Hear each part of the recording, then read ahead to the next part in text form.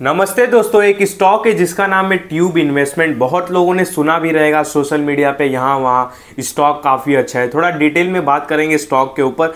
ये जो tube investment है ना, एक बहुत बड़े ग्रुप के अंडर आती है जिसका नाम है मुरगप्पा ग्रुप। आपने एड्स वगैरह भी देखे रहेंगे। और मुरगप्पा ग्रुप के अंडर एक और बहुत बड़ी कंपनी आती है अपना सीजी पावर। और सीजी पावर के बाद चोला इन्वेस्टमेंट भी करके आता है। आई थिंक देखेंगे हम एक साथ में, पीडीएफ पूरा ओपन करूंगा, उसमें दिखाऊंगा। और इसके फंडामेंटली ना काफ़ी स्ट्रांग लग रहा है। वीडियो में हम जानेंगे कि कैसा फंडामेंटली है, नेट प्रॉफिट इनका कैसा है, मतलब ग्रो कर रहा है कि नहीं, उसके ऊपर देखेंगे। अब बाद में इसका सपोर्ट वगैरह क्या निकल के आता है, चार्ट पैटर्न के ऊपर भी बात करेंगे। इस वीडियो में देखेंगे कि अभी इसका जो प्राइस चल रहा है अभी अपने ऑल टाइम हाई पे है, तो क्या हमको वेट करना चाहिए या जो प्राइस चल रहा है वही सही है, इसके ऊपर भी हम डिस्कस करने वाले हैं। यहाँ पे पहले मैं ट्यूब इन्वेस्टमेंट सर्च कर लेता हूँ, फिर इसके बारे में हम बात करें। इसका पहले मैं एक पीडीएफ ओपन कर लेता हूँ छोटा सा, जिसमें इनके मैं प्रोडक्ट भी दिखा देता हूँ। और हाँ, जो ये एक्चुअली जो चैन वगैरह रहते हैं ना साइकिल्स के, इंडस्ट्रियल जो चैन्स वगैरह रहते हैं ना, ये वो बनाते हैं। देखो ये ग्रुप ऑफ कंपनी लिखा है ना, लिस्टेड अनलिस्टेड। यहाँ पे शायद हाँ राइट साइड वाला अनलिस्टेड है और ये सारे लिस्टेड है। जैसे कि चोला हो गया, फिर बाद में जेएम हो गया, क्लेस्टी मोबिलिटी हो गया, टीआई क्लीन मोबिलिटी हो गया, चोला फाइनेंशियल होल्डिंग हो गया, सीजी पावर हो गया, और अभी जो हम बात कर रहे हैं ट्यूब इन्वेस्टमेंट। तो ये बहुत बड़ा एक ग्रुप है, अच्छा खासा। मतलब मुरगप्पा ग्रुप वैसे भी बहुत फेमस है। तो ये सारे जो आप कंपनीज देख रहे हो ना, ये मुरगप्पा ग्रुप के अंदर आता है। ठीक है, सीजी पावर भी, हाँ सीजी पावर भी काफ़ी नामचीन कंपनी है। बाकी इन्होंने एक साइकिल भी लॉन्च किया है, हरक्यूलस नाम से ब्रांड से। यहाँ पे देख सकते हो हरक्यूलस, ट्रैक ट्रायल, फिर बाद में बीएससी, ये सारे इनके ब्रांड्स वगैरह आप बोल सकते हो। देखो ये इनके पोर्टफोलियो में बात करूँ तो लार्ज डायामीटर ट्यूब्स वगैरह, कोल्ड रोलेड स्टील स्ट्रिप्स, फिर बाद में कोल्ड रॉन वेल्ड ट्यूब्स, फिर बाद में electric resistance welding tube, tubular component, ये सारे बनाते हैं। ये आपने कोल्ड रोलेट देखा रहेगा, ट्रेन पे आपको दिखाई देता रहेगा। तो ये सारे इनके प्रोडक्ट है। प्लस ये चेन्स वगैरह भी बनाते हैं, यहाँ पे देख सकते हो इन्होंने दिखाया भी है। देखो इनके product auto chain, fine breaking, railway coach parts भी बनाते हैं।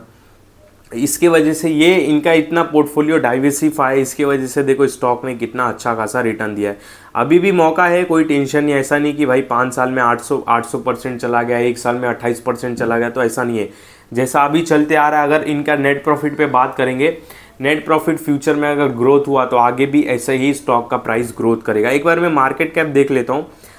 Market cap around 80,000 crore. ठीक है, 1 लाख करोड़ अभी पहुँचना बाकी है। ठीक है, अभी भी एक मिड कैप आप बोल सकते हो, नहीं तो लार्ज कैप भी बोल सकते हो। ठीक है, यहाँ पे और देखते हैं इनका। जैसे देखो आफ्टर मार्केट ब्रांड, ये सारे इनके चेन्स है, कैम चेन्स, ये सारे इनके प्रोडक्ट है। आप पीडीएफ में देख सकते हो। जैसे देखो मैंने दिखाया है कि इन्होंने साइकिल वगैरह भी लॉन्च किया था 2021 में, बाईसाइकिल बिजनेस। तो बहुत ही अच्छा इंडस्ट्रियल चेन्स वगैरह बनाते हैं। ये देखो यहाँ पे प्रोडक्ट फिर देख सकते हो, spur helical gear, pinion shaft, internal gear, worm wheel, बहुत इंजीनियरिंग आप प्रोडक्ट इसको बोल सकते हो। ठीक है, तो पोर्टफोलियो प्रोडक्ट का काफ़ी अच्छा है।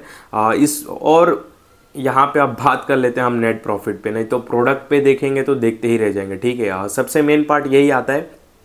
यहाँ पे देखो 80,000 करोड़ का मार्केट कैप है, कोई टेंशन नहीं है। अच्छी खासी लार्ज कैप की एक कंपनी बोल सकते हो। यहाँ पे ऑल टाइम हाई इनका 4,811 है और अभी चल रहा है इसका प्राइस 4,100 के आसपास। आरओसी बहुत ही तगड़ा है 26 का। आरओई देखा जाए तो 26 का, मतलब एकदम उम्दा बोल सकते हो आप। आरओसी बहुत ही अच्छा। ठीक है, यहाँ पे सेल्स ग्रोथ देखे लास्ट 5 ईयर का, जो कि 24% का रहा है। सेल्स ग्रोथ लास्ट 3 ईयर का 40% का रहा है। यही रीज़न है कि मार्केट इतना गिर गया तो भी ये स्टॉक उतना करेक्ट नहीं हुआ है। ठीक है, क्योंकि जो फंडामेंटली स्ट्रांग रहते हैं ना, कोई स्टॉक जल्दी बेचता नहीं है, गिरते मार्केट में भी। ठीक है, यहाँ पे नीचे आते तो यहाँ पे देखो मैं आपको ईयरली नेट प्रॉफिट दिखाता हूँ। 2016 में जीरो नेट, हाँ ठीक है ये नहीं हम पकड़ते। 2017 में 174 करोड़ के नेट प्रॉफिट पे थे, जो कि अभी 1712 करोड़ के नेट प्रॉफिट पे बैठे हुए।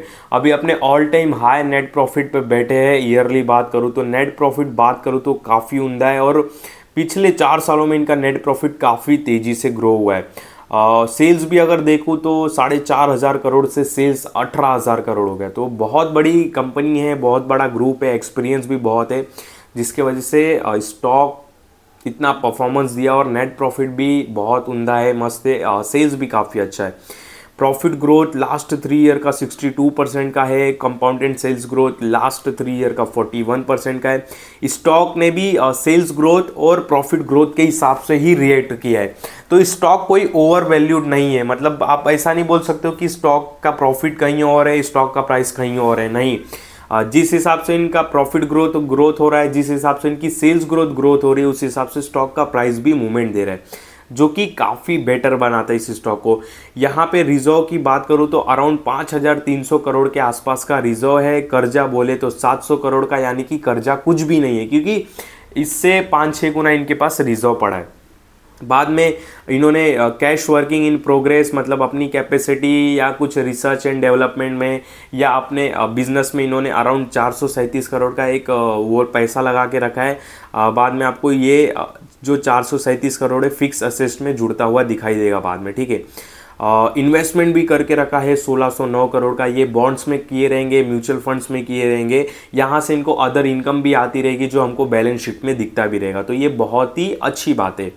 अदर असेट्स में आते हैं तो देखो कैश पड़ा है एक्स्ट्रा 1536 करोड़ का, बहुत ही बढ़िया है, मस्त है, फंडामेंटली काफ़ी स्ट्रांग है, काफ़ी कड़क है, कोई दिक्कत नहीं भाई। मतलब एक परफेक्ट प्योर अच्छी एक कंपनी आप बोल सकते हो। अच्छी कंपनी से मेरा मतलब ये नहीं है कि आप जाके तुरंत बाय सेल कर लो।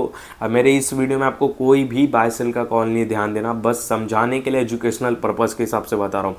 प्रमोटर्स की होल्डिंग अराउंड 45% के आसपास है, एफआईस की होल्डिंग 28% के आसपास है, डीआईस की होल्डिंग 14% के पास है, पब्लिक केवल मात्र इसको 11% होल्ड कर रहा है। तो भाई मतलब एक परफेक्ट आप बोल सकते ना, प्योर, मतलब परफेक्ट कंपनी, फंडामेंटली, प्रोडक्ट से भी बोलो, नेट प्रॉफिट से बोलो, रेवेन्यू से बोलो, रिजर्व से बोलो, फिर आरओसी से बोलो, फिर उसके बाद डेप्ट नहीं है, अच्छे खासे रिजर्व पड़े हैं, इन्वेस्टमेंट पड़े हैं, फिर प्रमोटर्स की होल्डिंग से बोलो, मतलब चारों दिशाओं से इनकी जो स्टॉक है, जो कंपनी है, काफ़ी अच्छी है।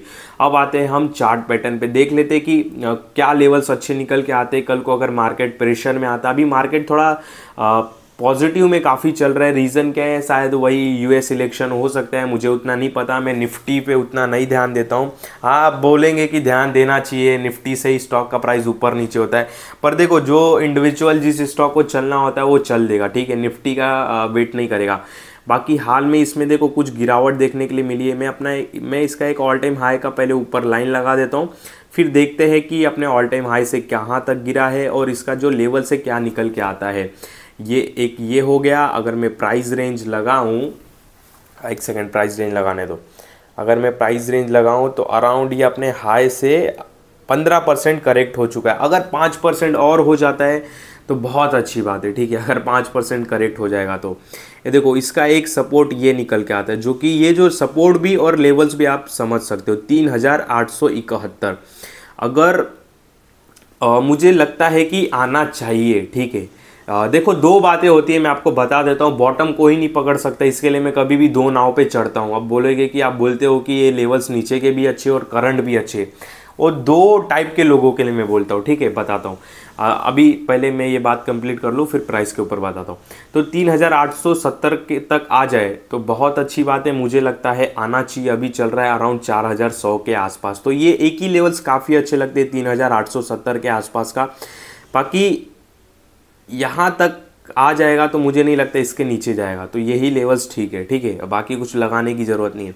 और अब देखो इसमें दो बातें निकल के आती है, और जिसका नज़रिया कम से कम 3 साल है तो उसके लिए जो करंट लेवल है वो भी ठीक है, कोई दिक्कत नहीं है। पर आप थोड़े वैल्यूएबल इन्वेस्टर हो, थोड़े स्मार्ट हो, बहुत एक्टिवेट रहते हो मार्केट में, और कुछ क्या बोलते कि बहुत सोचते हो, तो फिर आप वेट भी कर सकते हो 3870 का वेट कर सकते हो। मतलब कोई बाय सेल का कौन नहीं है, एक समझाने के लिए बस केवल मैं आपको बता रहा हूँ, ठीक है। तो देख लो, मतलब मेरा तो कुछ डिसीजन नहीं है कोई भी, मैं आपको बताऊंगा नहीं कि क्या लेवल से अच्छे है। बाकी देखो कम से कम 3 साल का नज़रिया मैं क्यों बोलता हूँ आपको पता है, क्योंकि देखो स्टॉक चल चुका है, ठीक है, चलो उतना भी नहीं चला है, 1 साल में 22% ही चला है, 5 साल में 800% चला है, सपोज स्टॉक तो ठीक है, नेट प्रॉफिट सारे ठीक है, और मैं 3 साल का क्यों टाइम बोलता हूँ, 3 साल का ही क्यों बोलता हूँ, क्योंकि देखो अगर सपोज स्टॉक बहुत ओवर वैल्यू हो गया, कुछ जितना इसका नेट प्रॉफिट है उससे ज़्यादा ही चल गया, तो क्या होता है ना, स्टॉक 1 साल में टाइम पास निकाल देता है। तो मैं अगर बोल दूँ ना 1 साल तक का नज़रिया है, तो आप अच्छा है, जो करंट प्राइस चल रहा है वही अच्छा है अगर 1 साल का नज़रिया। तो इससे क्या होगा ना, लोगों का जो पेशेंस लेवल है ना वो 9 महीने के बाद समाप्त हो जाएगा। ठीक है, वो बोलेंगे 9 महीने के बाद अब चले अब चले अब चले, ऐसा होएगा। अगर मैं 3 साल का नज़रिया बोलूँगा तो उनका जो पेशेंस लेवल है ना वो 2 साल के बाद हड़बड़ाहट होगी। तो 2 साल में तो दे ही देगा भाई अच्छा रिटर्न्स। ठीक है, मतलब बोलने का मतलब कि अगर 1 साल ये टाइम पास में निकाल दिया तो उसके दूसरे साल तो बहुत, जितने भी पहले टाइम पास में निकाले वो सारे कवर ही कर लेगा। ठीक है, मतलब अगर सपोज़ यहाँ से 1 साल ये टाइम पास में निकालता है तो उसके नेक्स्ट ईयर जितने भी दुख दर्द रहेंगे, जितने भी इसने रिटर्न्स नहीं दिए रहेंगे 1 साल में, वो सारे कवर कर लेंगे।